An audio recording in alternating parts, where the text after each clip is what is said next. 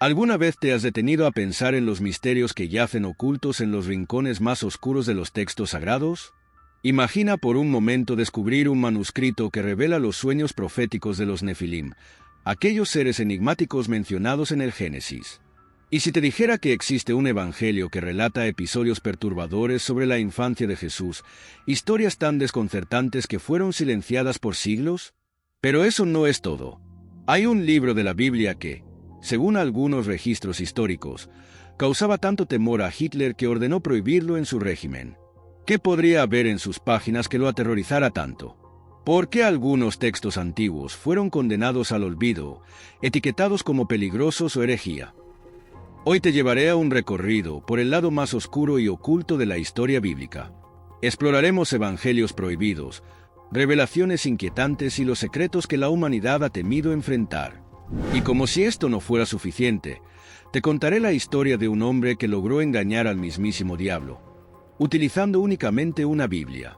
Porque nada hay encubierto que no haya de ser manifestado, ni oculto que no haya de saberse y salir a luz. Lucas 8:17. Prepárate para un viaje a través de enigmas ancestrales, donde cada página desenterrada nos lleva más cerca de comprender cómo estos textos prohibidos moldearon el destino de la religión y desafiaron las creencias de su tiempo. Quédate conmigo hasta el final, porque lo que estás a punto de descubrir podría cambiar para siempre tu perspectiva sobre los libros sagrados y su influencia en la humanidad.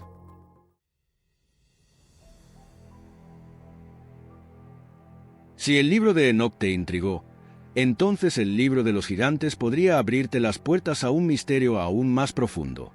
Este enigmático texto, considerado una de las piezas más desconcertantes de la literatura antigua, se cree que es aún más antiguo que el propio libro de Enoc. Solo unos pocos fragmentos han sobrevivido al paso del tiempo, encontrados entre los manuscritos del Mar Muerto, escritos en arameo hace más de 2200 años. Pero aquí surge la primera pregunta: ¿por qué este texto quedó relegado al olvido?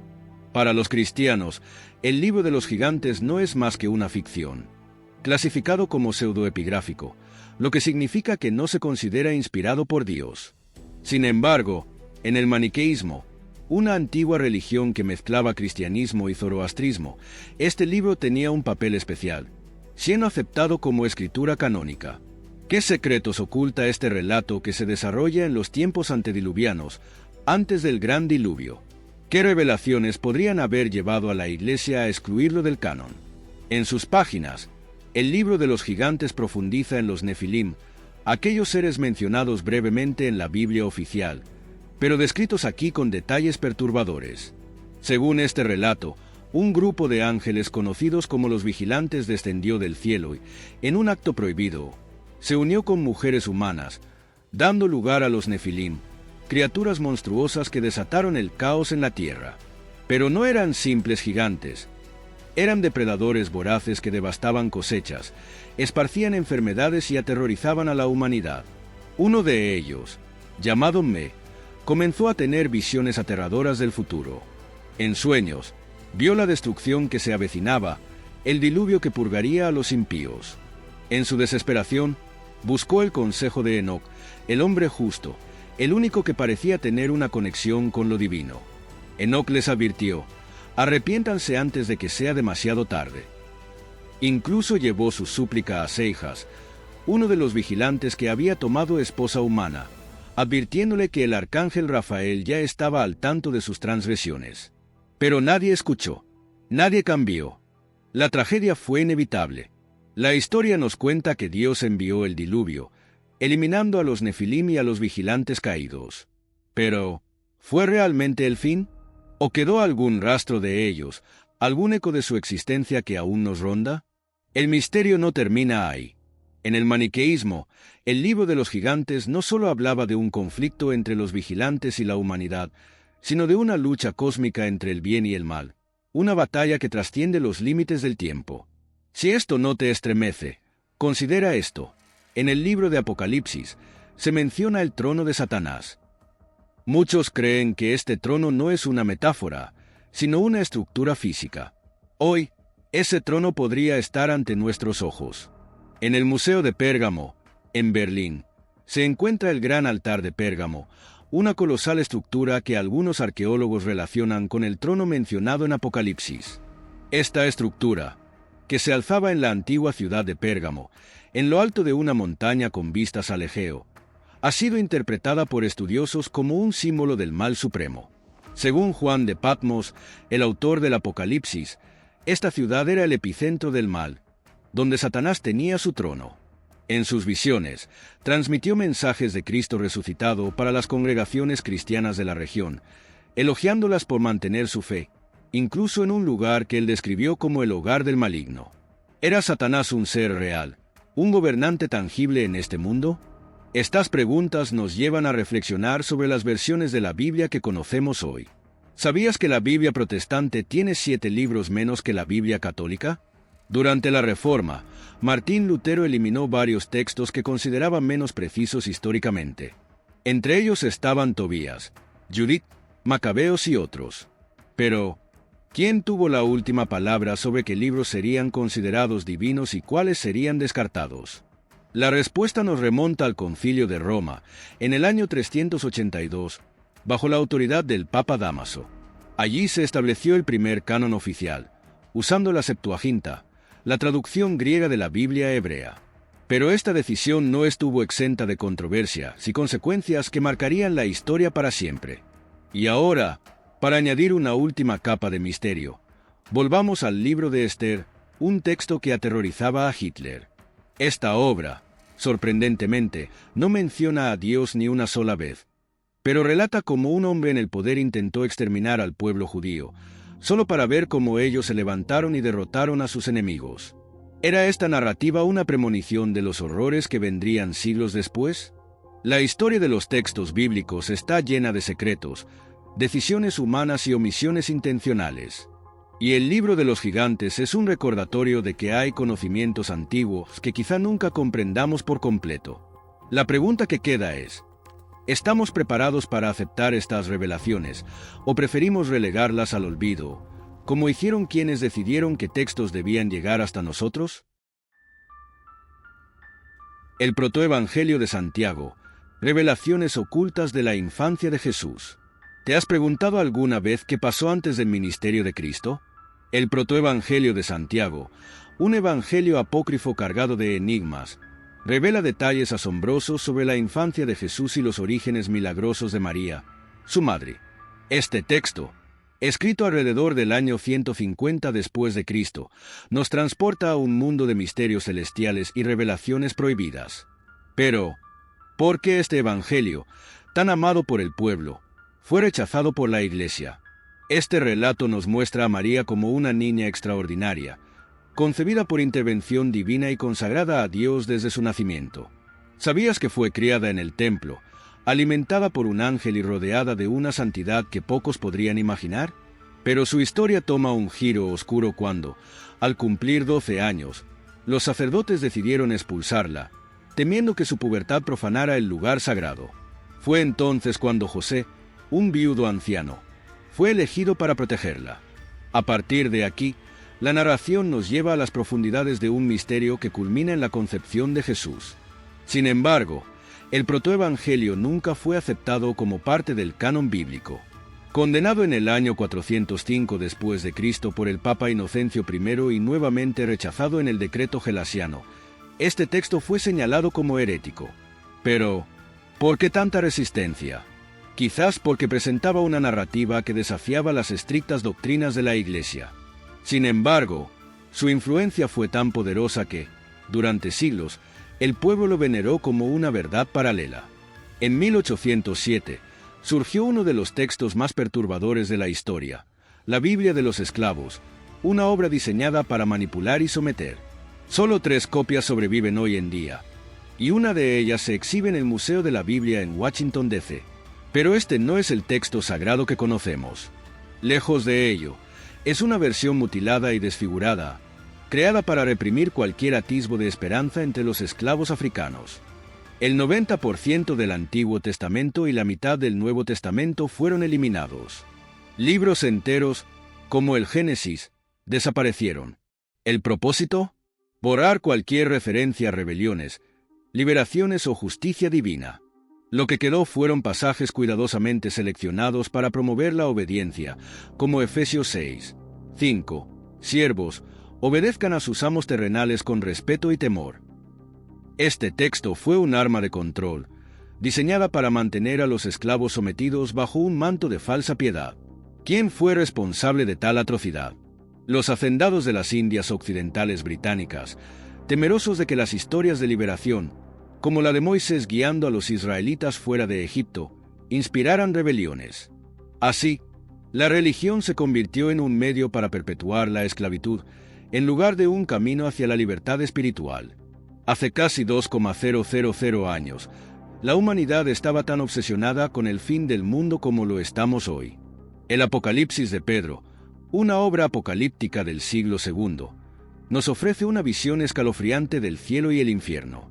Aunque atribuido a Pedro, los estudiosos creen que fue escrito mucho después de su muerte, por un autor desconocido que pretendía hablar en su nombre. Este texto describe castigos aterradores para los pecadores, blasfemos colgados por la lengua, asesinos arrojados a pozos llenos de serpientes venenosas y mujeres que abortaron condenadas a soportar tormentos inimaginables. Los perseguidores de los justos son devorados por gusanos, mientras que los mentirosos mastican sus propias lenguas envueltas en llamas. Cada pecado tiene su castigo gráfico, diseñado para infundir terror y arrepentimiento. Sin embargo, no todo es oscuridad.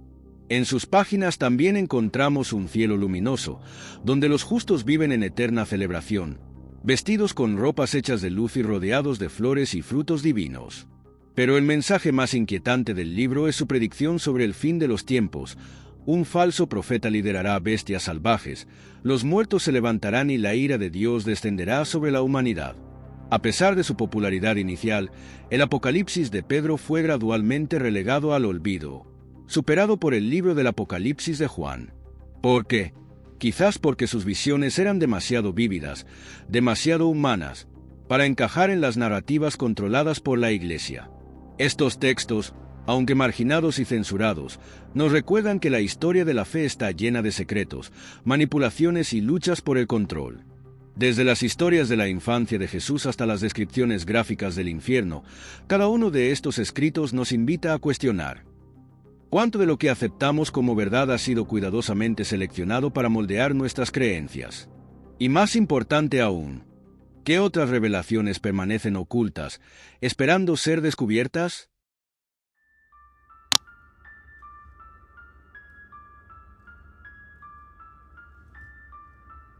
Los borboritas, guardianes de textos olvidados y rituales prohibidos.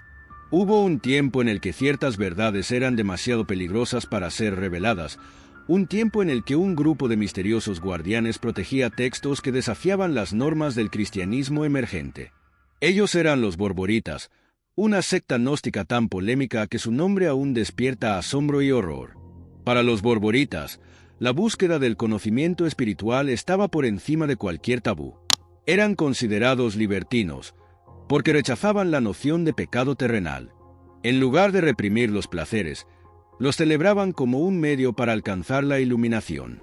Pero sus prácticas iban más allá de lo imaginable. Entre los textos que veneraban se encuentran el Evangelio de Eva, el Apocalipsis de Adán y el Evangelio de la Perfección, escritos que ofrecían una visión completamente distinta del cristianismo. Para ellos, María Magdalena no era solo una seguidora de Jesús, sino una diosa en sí misma. Sus rituales, descritos como blasfemos por la Iglesia, incluían prácticas tan extremas que el simple hecho de mencionarlas hace que uno se estremezca. Celebraciones donde los fluidos corporales se usaban como elementos sagrados y, según los relatos más perturbadores, consumían fetos en lo que describían como actos de reintegración espiritual. Pero, ¿por qué estos textos y prácticas causaron tanto escándalo? Porque no solo desafiaban al Dios del Antiguo Testamento, sino que lo tachaban de impostor, un falso creador que mantenía a las almas atrapadas en el mundo material. Según los borboritas, existían 8 cielos, cada uno gobernado por un arconte, seres supremos que controlaban distintas partes del universo. Esta visión cósmica estaba profundamente ligada a sus creencias y rituales secretos. Textos excluidos de la Biblia, historias ocultas y desafiantes. Con el tiempo, los líderes de la Iglesia entendieron que, Para unificar la fe cristiana, debían seleccionar cuidadosamente qué historias se incluirían en lo que hoy conocemos como la Biblia. Así, muchos textos fueron descartados, considerados heréticos o demasiado controvertidos para el dogma oficial. Uno de los ejemplos más impactantes es el Evangelio de Judas, un manuscrito que podría sacudir los cimientos de la fe tradicional.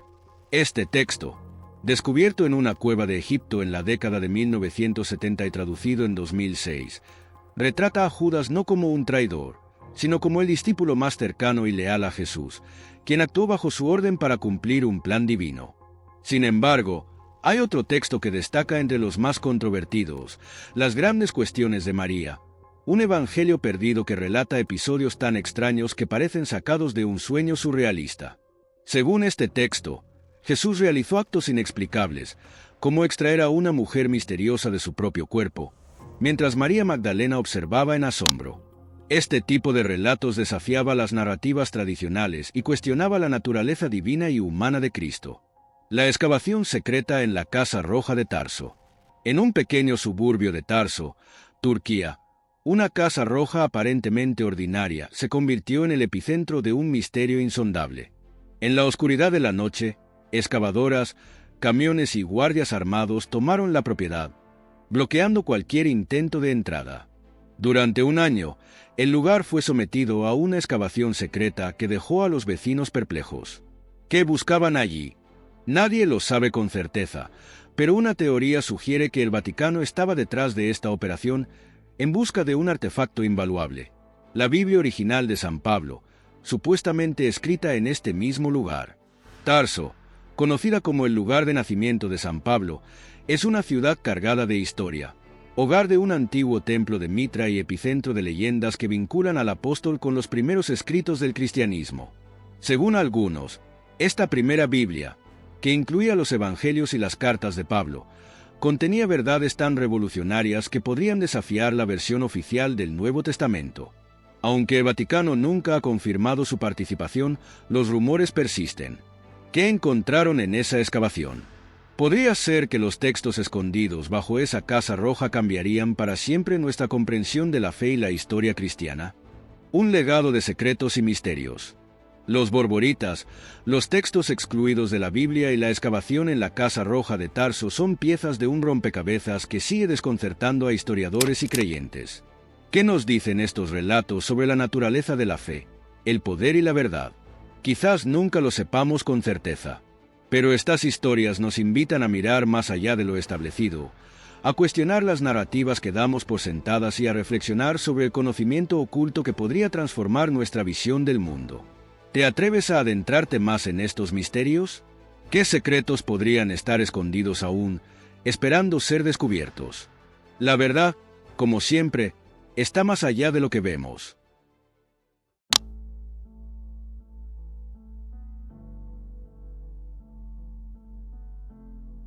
Niccolò Paganini, un violinista cuya habilidad desbordaba la imaginación de quienes lo escuchaban, fue una figura que marcó la historia de la música de manera tan espectacular que muchos creían que su destreza sobre el escenario provenía de un pacto con el mismo diablo. Nacido en octubre de 1782 en Génova, Italia, Paganini demostró un talento fuera de lo común desde muy joven, dominando la mandolina a los 5 años, el violín a los 7 y realizando su primera actuación pública a los 11. A los 15, ya comenzaba sus giras como artista solista. Entre los músicos del siglo XIX, Niccolò fue sin duda el más sobresaliente.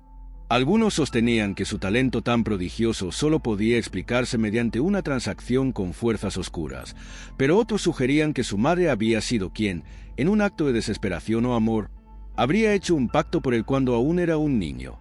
La hipótesis de que su madre había vendido su alma al diablo para asegurar el destino glorioso de su hijo ha perdurado en el misterio, y si realmente fue así o no, se ha convertido en parte del folclore que rodea su figura. A pesar de su gran talento, Paganini sufrió una vida marcada por la tragedia personal. A los pocos años de comenzar su carrera, se vio atrapado en una espiral de autodestrucción. Luchó con el alcoholismo, las adicciones y las relaciones tóxicas. Las leyendas más oscuras dicen que su perturbado estado mental lo llevó a cometer actos espantosos que prefiero no mencionar. Su vida estuvo plagada de conflictos internos, pero su habilidad sobre el violín nunca dejó de impresionar, elevándolo a un lugar casi místico en la historia de la música. De la misma forma que Paganini se convirtió en una figura enigmática, otras historias también han sido testigos de personas que, según la tradición, habrían hecho pactos oscuros para obtener poderes extraordinarios.